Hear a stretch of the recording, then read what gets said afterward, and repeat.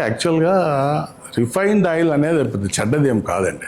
యాక్చువల్గా రిఫైనింగ్ ప్రాసెస్లో ఏం జరుగుతుందంటే ఎనీ ఆయిల్ రా ఆయిల్ తీసుకున్నామంటే రిఫైనింగ్ అని ఒక ప్రాసెస్ జరుగుతుంది. ఆ ప్రాసెస్లో ఆయిల్లో అవసరం లేని వాటి అన్నిటిని తీసేస్తారనమాట. Okay. For example free fatty acids అంటారు, అవన్నీ తీసేసి వాటిని మనకు ఈజీగా యూజ్ చేసుకునే కన్వర్షన్లోకి తెచ్చేదే రిఫైనింగ్.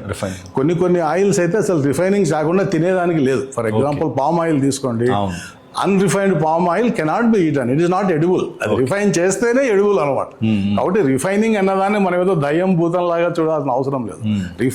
రిఫైన్డ్ ఆయిల్ అనేది it's a good oil, it's required oil. కాబట్టి సేఫ్గా వాడుకోవచ్చు. చాలా మంది ఆయిల్ చూసి భయపడుతూ ఉంటారు. అవునవును.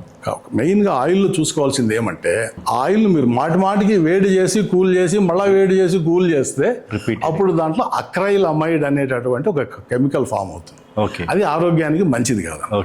సో మీకు అది ఫామ్ కాకూడదంటే ఏం చేయాలంటే, ఆయిల్ మాటికి హీట్ చేసి కూల్ చేసేది అవాయిడ్ చేయాలి. ఎట్లా అవాయిడ్ చేయాలి? సపోజ్ మీరు ఒక 4 ఐటమ్స్ ఫ్రై చేయాలా ఆయిల్లో చేయాలనుకున్నారు అనుకోండి, 4 రెడీగా పెట్టుకోవాలి ఒకటేసారి.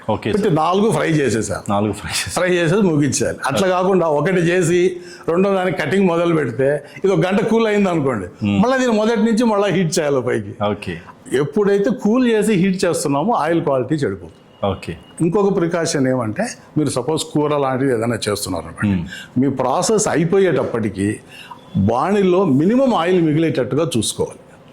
మినిమం ఎంత తక్కువ ఎంత మిగిలింది అనుకోండి, అది మీరు మళ్ళీ రెండోసారి వేడి చేసేవారు వేరే ఎక్కడ వాడేయచ్చు. తిరుగుమాతలో కానీ లేకపోతే ఇంకా పచ్చళ్ళకు పైన కలిపేదానికి కానీ అప్పుడు వాడుకోవచ్చు. సాధ్యం మళ్ళీ హీట్ చేయకుండా ఉన్నంతకాలం ఆ లెవెల్కి ఫ్రైయింగ్ లెవెల్ వరకు హీట్ చేయకపోతే ఆయిల్ సేఫ్.